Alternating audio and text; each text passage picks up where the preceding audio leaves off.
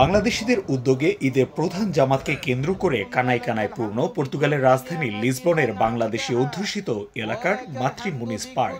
একসঙ্গে নামাজ আদায়ের লক্ষ্যে আশপাশের বিভিন্ন জায়গা থেকেও আসেন মুসল্লিরা। বাংলাদেশিরা ছাড়াও অংশ নেন পর্তুগালে বসবাসরত অন্যান্য মুসলিম অভিবাসীরাও। ইউরোপের অন্যতম বড় এই ঈদ জামাতে একসাথে নামাজ আদায় করেন কয়েক হাজার মুসল্লি। নির্বিঘ্নে নামাজ আদায়ের সুযোগ করে দিতে কড়া নিরাপত্তার ব্যবস্থা করে স্থানীয় প্রশাসন। নামাজ শেষে মুসলিম উম্মাহ সহ বিশ্বের শান্তি কামনায় বিশেষ দোয়া করা হয়।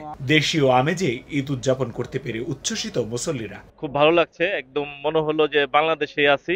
আমরা সব বাংলাদেশিরা মিলে ঈদুল আজহার নামাজ কমপ্লিট করলাম। আলহামদুলিল্লাহ অনেক ভালো লাগতেছে। আমরা এখানে বাংলাদেশের মতোই ইসলামের নিয়মে আমরা কোরবানি করতে পারতেছি। এখানে কোনো সমস্যা নেই, পর্তুগিজরা আমাদের হেল্প করে ধর্মীয় ব্যাপারে। নামাজ শেষে পারস্পরিক শুভেচ্ছা বিনিময় করেন প্রবাসীরা। এছাড়া লিসবনের সেন্ট্রাল মসজিদ, বন্দর নগরী হিসেবে পরিচিত পোর্তো, সেতুবাল, কাশকাইশ, ভিলা নৌভা দা মিল ফন্তেস, তাহভিরা সহ বিভিন্ন জায়গায় ঈদের নামাজ আদায় করেছেন পর্তুগাল প্রবাসী বাংলাদেশি মুসলিম ধর্মাবলম্বীরা। এখন জন্ম সনদ দিয়ে খোলো বিকাশ স্টুডেন্ট অ্যাকাউন্ট। নিজের বিকাশ নিজে কর। শুধুমাত্র রাজধানী লিসবনে বেশ কয়েকটি ঈদের জামাত অনুষ্ঠিত হয়েছে বাংলাদেশিদের উদ্যোগে এবং প্রত্যেকটি ঈদ জামাতেই মুসল্লি উপস্থিতি ছিল চোখে পড়ার মতো।